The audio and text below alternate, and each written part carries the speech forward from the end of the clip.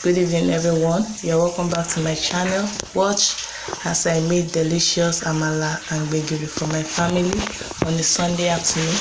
So that was me at the market. I had already gotten my pomo, and after that I went to the pepper seller stand to get my pepper mix.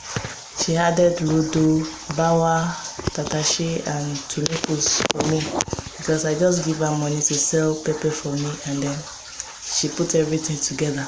So after that, I went to the ewedu seller stand to get my ewedu. The ewedu was okay and it came out very nice. After that, I went to get my protein, fish. So that was me going home. When I got home, I prepared all my ingredients. I washed the pomo, I washed the fish, the peppers. I made sure that everything was ready for the cooking. So after that, I went to blend my peppers. That was the blended pepper. So after that, I soaked my beans to soften a little bit before I cook it. So this was my pomo, my thoroughly cleaned pomo. You can see that it is free from stones.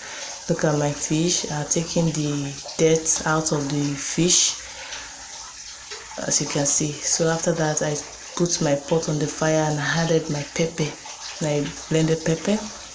So while the pepper was parboiling, I went ahead to rub some salt over my fish because I wanted it to marinate a bit, because I did not boil the fish. So I cooked the fish with the pepper. So after that, I went ahead to check on the pepper. The pepper, you can see that the pepper was almost dry, but I did not allow the water to completely dry before adding the ingredients. So I added my palm oil. I added a little bit of groundnut oil. I stirred together. So after that, I added in my seasoning cubes. I added my salt, my thyme, and my curry powder. And I stirred everything together so that it is properly combined. So after that, I went in with my protein, my fish, and my pomo. I stirred everything together to make sure that the seasonings are all properly combined with the fish and the pomo. So you can see that so after that, I added a little bit of water for it to cook the fish and the pomo. I covered and allowed it to cook. You can see that the pepper, or the stew, sorry, it's now stew. The stew was almost ready at this point. So after that, I went to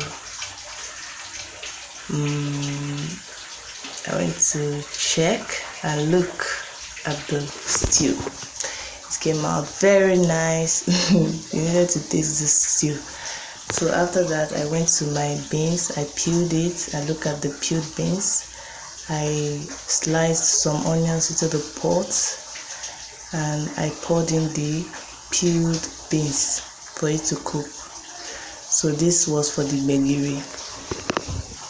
I went to check if the beans was cooking, and yes, it was.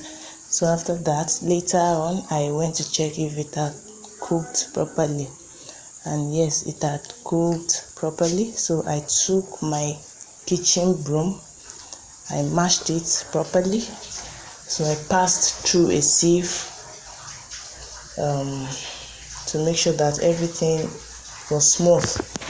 To look at the outcome. So after that, I added my pepper, a little bit of seasoning cubes, salt, and palm oil.